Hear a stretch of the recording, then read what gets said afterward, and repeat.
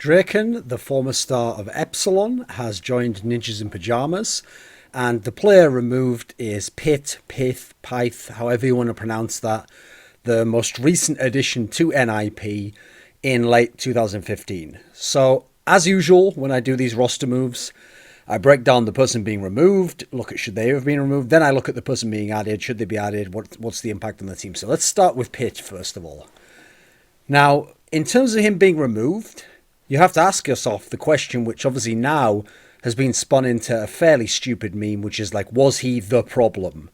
Now, NiP has a lot more problems than one player.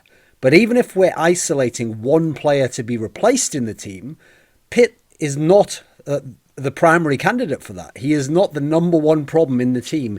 He is not the problem keeping NiP from winning more championships and from contending to be the number one team in the world. In no sense is replacing him with one player. Maybe even if you replaced him with the best Swedish player available, whoever you might choose that to be, it probably would not be enough to make NiP the number one team.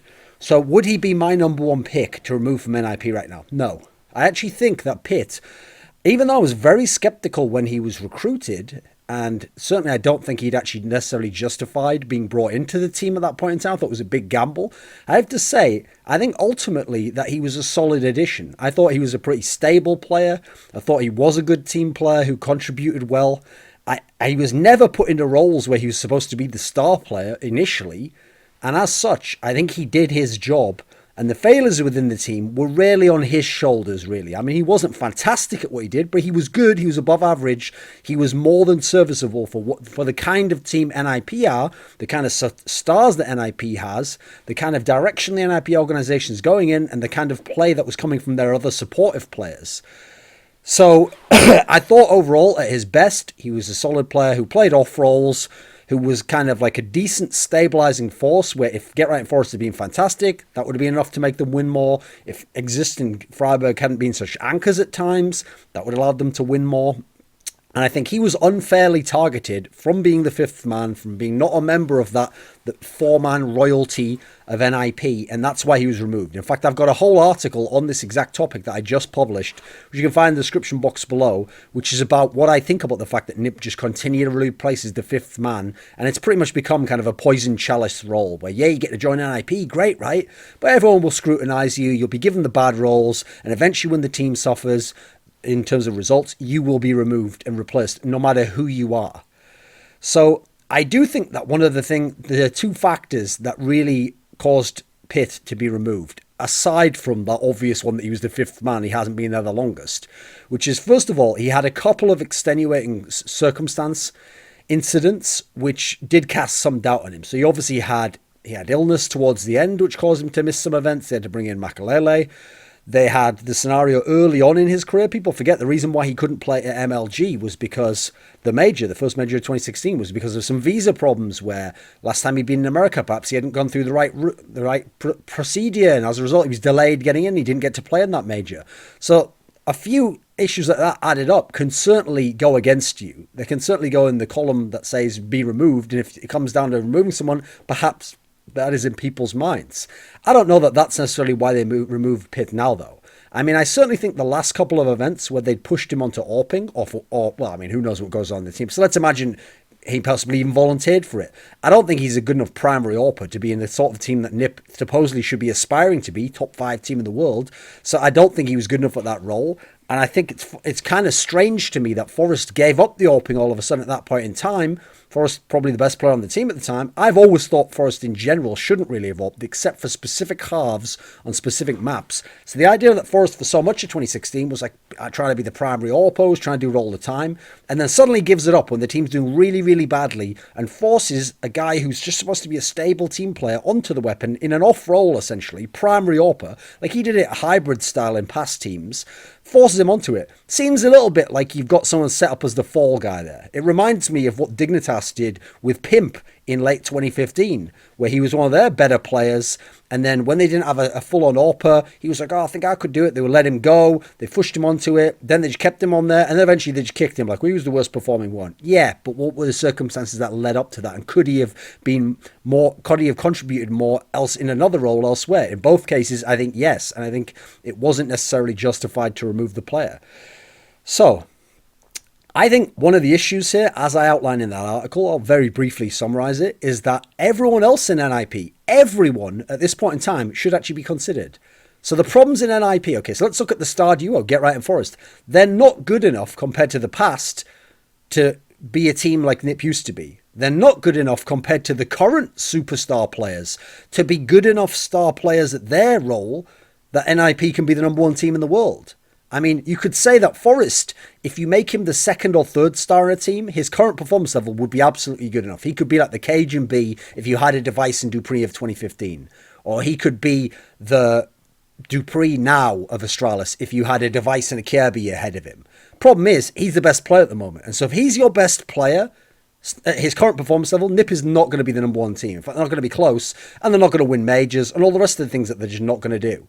Get Right has absolutely fallen off a cliff. Now, admittedly, he's done so much for the NiP brand. Maybe you give him as much time as you can to see if he can come out, to see if he can reinvent himself. You give him absolutely the most chance that anyone can. Okay, well, NiP's almost done that at this point in time, and he is really quite poor for a star player at the moment. I mean, he's one of my favourite players of all time. I've got a lot of respect for him as a player, but he is not even close to a superstar level right now. He's not even arguably a top 2 player in NiP. Never mind a top 10 player in the world, top 20 player in the world. He's really being in a bad shape. So the idea that both of them aren't really close to a superstar level shows you that NiP's firepower is purely depleted. And yet they won't take either player out. They don't even seem to be willing to consider taking either player out. Now, you look at the other 2 players, the supportive players. So Freiburg, okay, he had a good final at Star Series. He had a couple of good events after that. Then he went completely to shit again. Then he had massive problems again, and he looks back to his career worst. And now you look at the last 2.5 years, and you say, barring a couple of months, he's been dreadful. He's had massive problems, and he's been one of the worst players to actively play in a team that's flirted with or been within the top 5 teams in the world. Exist has been, I wouldn't even say up and down, because saying up and down makes it sound before you quantify it as, oh, well, he's up sometimes, he's down sometimes. Well, yeah, but it's not on any kind of even basis. The ratio for Exist is like 3 good events, 12 bad events. Or like 3 good events, 9 bad events.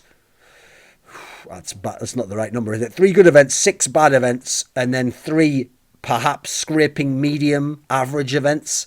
So all in all, the problem is when Exist has a low, it's really low and it's really bad. When he has a high, NiP's at their best. Those are the events they win. Those are the 3 titles that they won. But other than that, way too many lows, way too many issues. Also, people never give this guy flack as an in-game leader. He is the in-game leader of the team. I can understand when Threat was there and he was doing that job. Right now, you look at Threat and his style and Exist just a player. But then when Exist was just a player, people didn't judge him as just a player when he was underperforming. But now he's the player and the in-game leader. Why does he never get any flack for being a fairly poor in-game leader, for not getting the best out of the players around him, his stars or his supports, and then himself not delivering individually? I don't know what this guy's done that he mesmerizes the world so that he never gets the kind of criticism you see from teams like Envious, all the rest, all these other teams, or even great players in teams that are winning now get more criticism than he does. So I think Pit being removed was not the right move in my opinion. Now, Draken joining, I think it is a good addition. I think if you look who's out there and you look who's available and you look what could have actually happened, I think this is the right move to make. I think overall he's a good addition to the team. I think he can certainly develop still as a player when he's playing Tier 1 Counter-Strike. I actually think he is a good AWPer. I won't go ahead and say I think he can be a superstar AWPer. I think that's probably pushing it out there a little bit. We've seen him play enough, and he's now played enough at Epsilon that I don't think he's probably going to be some monster AWPer. I don't think he's going to be some insane talent. But what I like about him is he has a good, steady style of play, and he will play the weapon.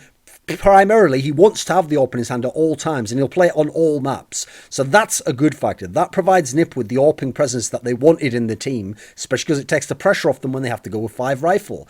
I do think, though, that this is funny that they've recruited him because, sure, he's Swedish and Alu was Finnish, but I actually think Draken is just like a slightly worse version of Alu. I think he's a stable player. He's a pretty decent player. He hits certain shots to a good level. Like, he's fairly clutch up to like the 7/8 out of 10 difficulty shots. He isn't really going to take over a lot of games, I don't think. He's not going to be like Makalele in that sense. He's more on the Alu side of the scale. And as a result, the idea that they kicked out Alu, who now is doing pretty decently in phase and was always pretty solid in the other teams anyway, I think this kind of shows the madness that NiP just repeats the same things over and over again and expects a different result. I will say, one big concern I have about Draken is I think his rifles are pretty garbage. And I went and I looked it up because I was wondering about this. You might remember in my video about JDM, I've made this point. That JDM, yeah, really good AWPer, but then his rifle game was appalling. And you looked at the stats and you're like, how can these be real? So I looked it up for Draken, curious, and I actually found numbers that were ridiculous. So he has 1,283 AWP kills on LAN. He has only 220 AK kills, and combining both M4s, he has 117 M4 kills. So let's add up all the rifle kills. That's going to be, I think, 338 rifle kills to 1,200 AWP kills. Now, that's not utterly appalling. Like, that is, like, obviously, look at the ratio there. We're looking at, like, 4-to-1 AWP kills to rifle kills. That's not terrible. That's what you might expect from a primary AWPer. But his rifle game, you have to remember, has been playing against mainly Tier 2 and Tier 3 opposition. So there's my concern. Because playing against that level of opposition, in the times when he had to have a rifle in his hand, you'd expect him to be doing better in that sense. If he's at Tier 1, he's only playing world-class opponents like a Kenny S type guy. I'd understand if you had that sort of breakdown. Even JDM, to some degree, I guess he did play a lot of NA teams, should have had a worse ratio in that sense. So this is quite alarming, and I want to see when he doesn't have the AWP in his hands and NiP's economy isn't good, how he's going to do. I mean, to put it in context, Draken has more UMP kills on LAN than he has with any form of M4. So that's a little bit alarming in NiP, especially because that means, are they going to prioritize the AWP into Draken's hands over rifles into Get Rights and Forest's hands? And those players potentially do worse as a result. Now, on LAN, he has been pretty up and down. Like, he's never been consistently bad. He's never been lights out, but he's been above average. He was good in his team. He had big LANs. He had big games. He also had some games that were just average. I think all in all, he's a pretty stable player. He's had a few suspect games, but those also were early in his career in terms of playing the top teams.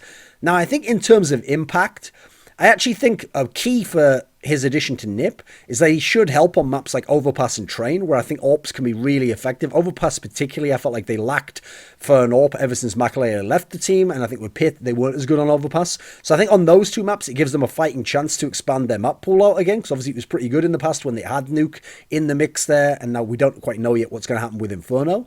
I think that really helps. I think in terms of confidence, early on, this should be good. He'll get a chance to play in NiP. He'll get pumped up in that sense with better teammates. They'll have the motivation of having a new player in, and they have all that sort of stuff going. The problem is, I worry 3 months down the line if NiP does badly at some events, because the whole Poison Chalice effect will be there, where he gets more scrutiny from the fans. The same fan who doesn't direct any kind of abuse to one of the other players who's struggling focuses it all on Draken if he's doing badly. And then we get that Poison Chalice effect of, like, when is he going to be cut? Will he be replaced? Will they bring someone else in instead of him? I think in terms of recruiting him, the problem I see is while he brings AWPing, to some degree, he's going to bring some of the issues that pyth had, which is he's going to be another stable player. Now, if you look at the times they've had stable players, so we had Alu, we had pyth, they don't tend to win many events with those players, really. Whereas you look at when they have explosive players, Makalele, etc., okay, they either win events or they beat world-class #1 ranked teams with that guy, because they're not going to be as stable like they will with the other guys, but they're going to have incredible peaks and ceilings where they can beat those things and potentially beat anyone and win the big tournament. Now, I do think that they're in a tough spot going forwards. This is probably the worst time to make this move. Not in terms of, like, this isn't a good move. It's a good move ultimately, but the problem is we're in an era where you legitimately could have 8 teams that could be ranked ahead of NiP. You could have Astralis, Virtus Pro, SK Gaming, North, Navi, G2, Fnatic. I'm sure I've forgotten one here. FaZe. You could literally have 8 teams ahead of NiP.